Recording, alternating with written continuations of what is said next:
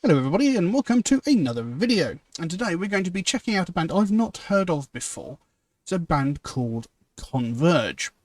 Now, like I said, never heard of this band before, so I had to do a little bit of research, and what I've got here was the band Converge was formed in the winter of 1990 by Jacob Bannon and Kurt Ballou in Salem, Massachusetts.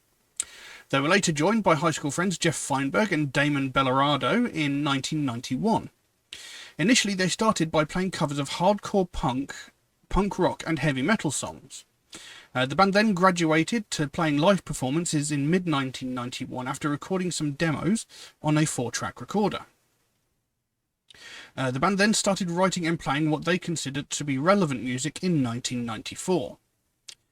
At that same time, the band became a 5-piece when Dalbec was recruited. Doesn't have his first name there for some reason. He was recruited as a second guitarist. Later in the year, Converge released their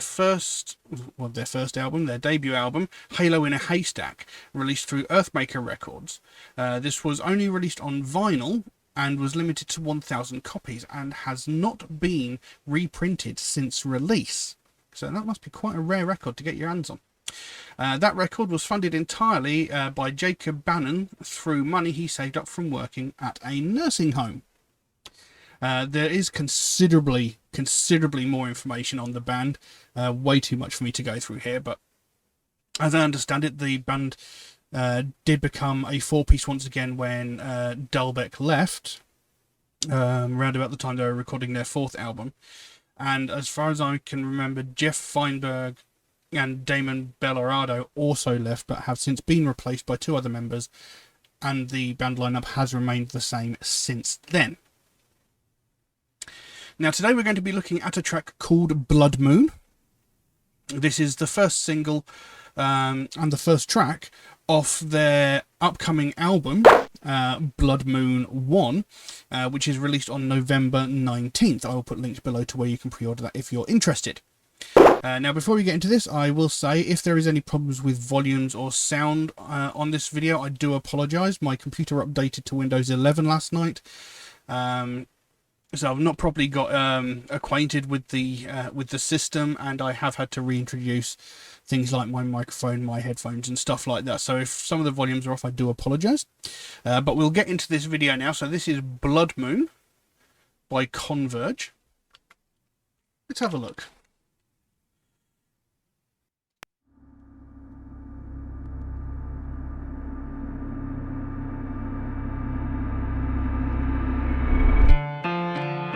Blood moon ascends at night, lies the cosmic eye, free of the chains that define our lives. It cuts through flesh and bone, into the glow of souls, gazing far and wide, devoid of hope. You cut me open, all that you find, it's under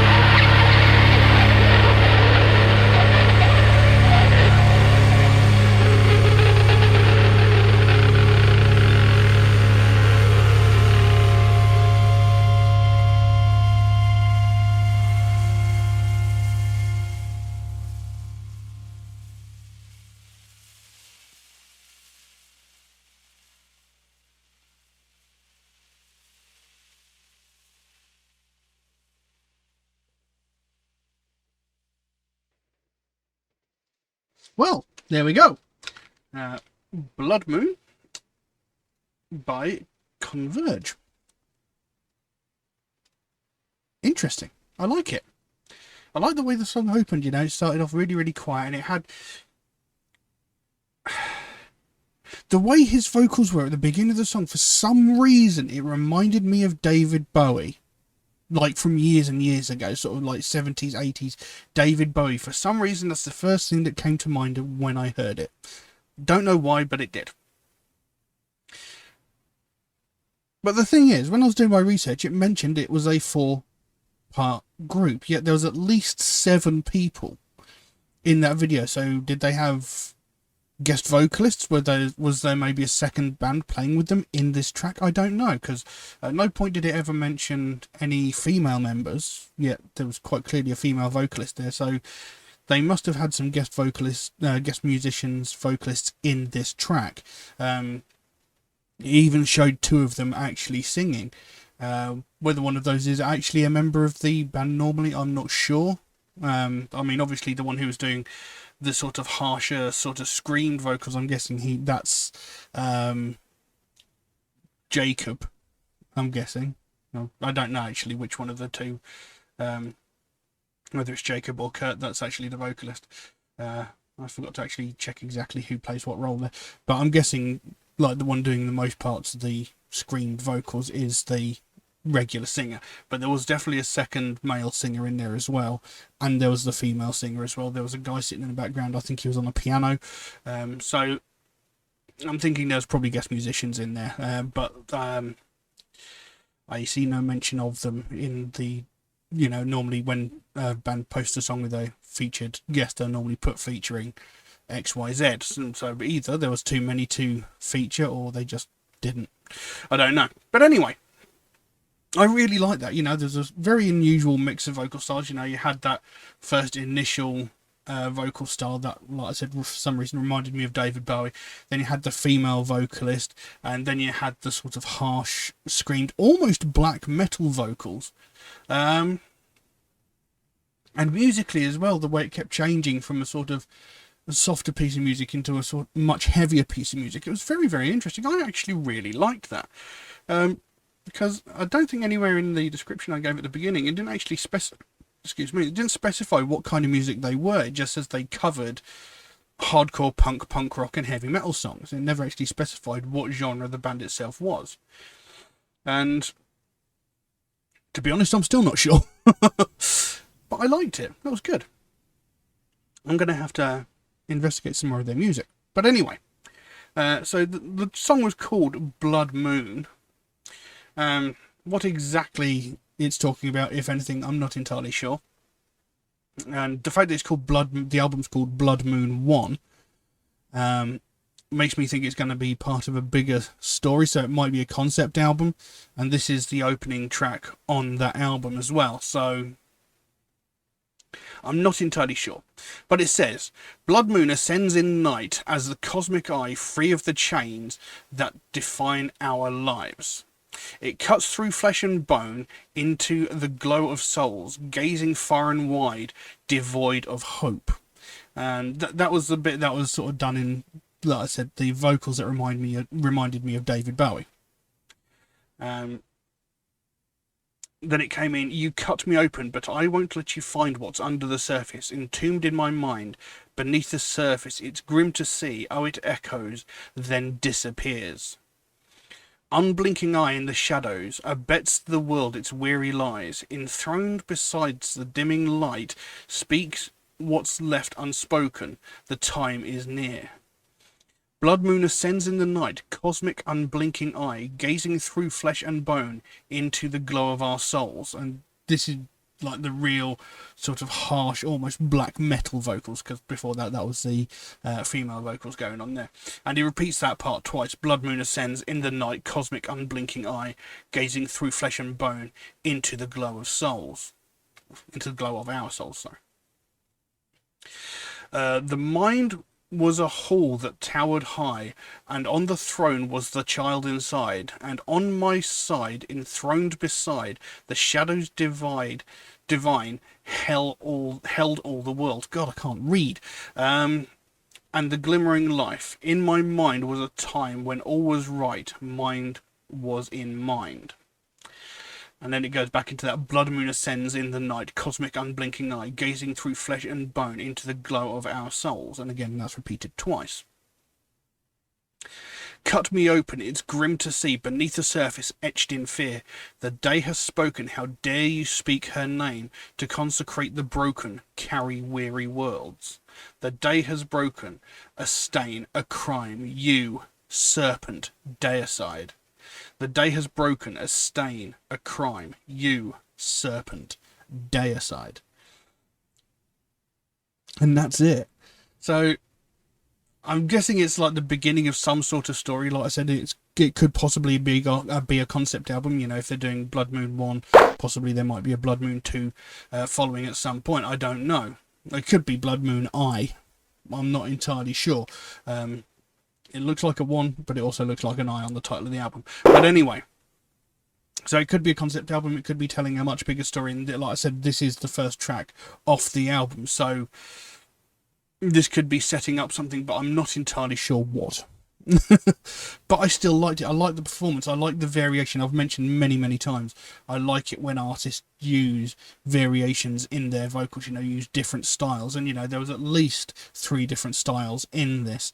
And, you know, the variation of the music, the way the song started and, you know, the way it changed up quite a lot. It was very, very interesting. I really liked it. It's not at all what I was expecting, you know, because when I read, you know, they did like punk rock covers and stuff like that, I was expecting something. I was expecting something punk, basically. But I was proved very, very wrong. Like I said, it didn't actually explain what style of music they actually play.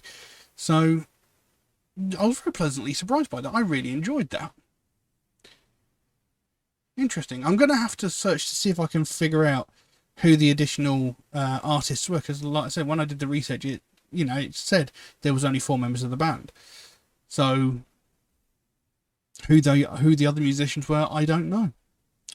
I'll have to look into it. But I don't know what else I can say about that, so I'll leave that as it is. Now, if anybody would like to suggest a track for me to react to, then please do so. By all means, you can drop a comment in the comment section below, or message me on my Facebook or my Instagram, or you could even message me through Patreon, where you could also help to support this channel, which would, of course, be a massive help to me, since every piece of content I create for this channel gets immediately demonetized the moment it hits the internet. And, you know, that's kind of to be expected. I mean, I'm using copyrighted material, but it's still a little bit frustrating because, you know, I put in a lot of time and effort making these videos and, you know, I have absolutely nothing to show for it, which is a bit frustrating. But, you know, it is what it is. There is an option in Patreon where you can get your suggestion jumped to the front of the queue if you should so desire it. There's a limit on how frequently you can do that, and that's just to be fair to people who suggest tracks through Facebook, YouTube and Instagram comments. And if you do suggest a track through Facebook, YouTube or Instagram, do know it could take me a while to get around to your suggestion, since I do get suggested so many new tracks every single day that my disk grows faster than I can record the videos. But I do write down every suggestion I get, so it should get done eventually. It just might take me a while to get to it, unfortunately. Also, MetalHead Reacts is a proud supporter of the Sophie Lancaster Foundation, a British-based charity whose goal is to put an end to hate crimes, and one of the major facets of that is hate crimes against people of the alternative culture. And that's something I believe in very, very strongly, but it's also something that gets very widely ignored. You know, every single day, all around the world, people from the alternative community are getting violently attacked just purely for the fact that they listen to alternative music. And nothing is getting done. Nothing is getting said. It's never being spoken about. It's never being reported on the news. Nothing. The last time there was widespread conversation about this happening was 14 years ago, when Sophie Lancaster and her boyfriend Rob Maltby were violently and brutally assaulted by a group of 5 or 6 people who beat them, kicked them, punched them, knocked them to the ground and stamped on their heads so violently that they both ended up in comas. Now, Rob Maltby, he did thankfully survive the assault. He was in a coma for about a week and a half, maybe a little bit longer. I can't remember exactly how long, but he did thankfully survive. Sophie Lancaster, on the other hand, she was in a coma for 13 days before she succumbed to her injuries and she died. This young woman was 20 years old and was beaten to death just purely because of her taste in music and clothing. Now, when this happened, this was all over the news, as well, you know, rightfully it should have been. But, you know, over time it sort of faded into the background, as you'd expect it to. And that's fair enough. But in the 14 years since that's happened, we've not heard anything else similar to that in the news. Yet there have been several hundred, if not several thousand, similar incidents in that time. The major difference being that no one has actually died as a result of one of these attacks. And that is sickening. You know, we shouldn't have to wait for someone to lose their life before this gets spoken about. We shouldn't have to wait for someone to die before something gets done. Every day we hear about all these other hate crimes like sexism, racism, homophobia, transphobia, religious hatred, ableism, what have you. We hear these on a daily basis. From the most heinous and violent of these crimes, where someone is murdered because of the colour of their skin, their sexual identity, or their religious beliefs, down to the most petty and childish of these, where some entitled white woman is calling the police because a family of colour are having a picnic in a public space. We hear every facet of these every day in every walk of media. But as soon as it comes to someone from the alternative community getting violently and brutally assaulted, we hear nothing. And that needs to change. Because, you know, this has been going on for decades. This has been going on for longer than I've even been alive. And Sophie Lancaster isn't the first person to lose their life over this subject. She's not the first person to get brutally and violently attacked just because of her taste in music. She's not the first person to die as a result. And that's a disgusting thing. But the thing is, nothing is getting done. And if we carry on ignoring it, it's only a matter of time before it happens again.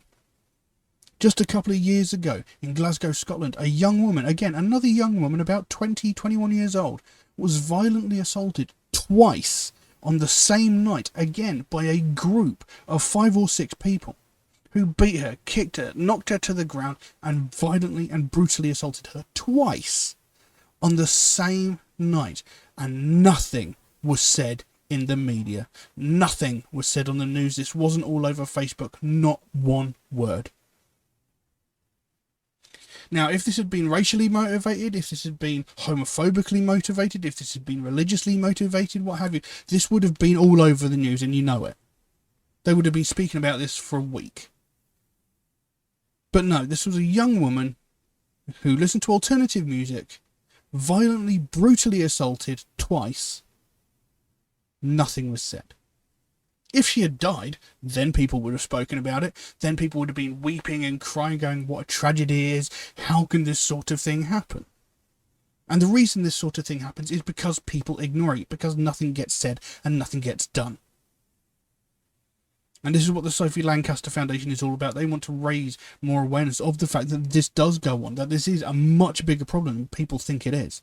They don't want to see another family go through what they went through when they had to watch their daughter slowly die over the course of 2 weeks because of the small-minded actions of a group of people who couldn't handle the fact that not everybody likes the same thing, that some people like to be different, some people are individuals, some people have different tastes. Everybody's entitled to be whoever they want to be. No one should have to fear leaving their house for fear of getting violently and brutally assaulted just because of their tastes in music or clothing. And similarly, everybody has the right to justice. Just because someone listens to alternative music, it doesn't mean that they don't deserve the same protection, the same justice as everybody else. You know, it's ridiculous when you hear like 20 to 30 stories a day of some entitled Karen making some complaints about whatever. Yes, it's a bad thing that she's doing, but when that is being prioritised over someone getting beaten to within an inch of their life, there is something fundamentally wrong and it needs to be fixed.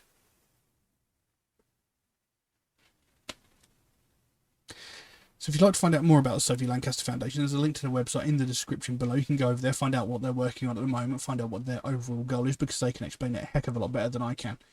And if you can help them out in any small way, obviously don't feel obligated to do so, but if you can help them out in any small way, whether it's a small donation through their website or even something as simple as one of these Sophie wristbands, or maybe even that one, you know, they've got a whole bunch of other really cool stuff going on over there. You know, the smallest amount can make the biggest difference. And the sooner we get more people talking about this, the sooner we bring more attention to this, the sooner we can help to stamp out prejudice, hatred, and intolerance everywhere. But I'm going to leave that as it is for the time being. Thank you all very, very much for watching, and I'll see you again soon. Bye-bye.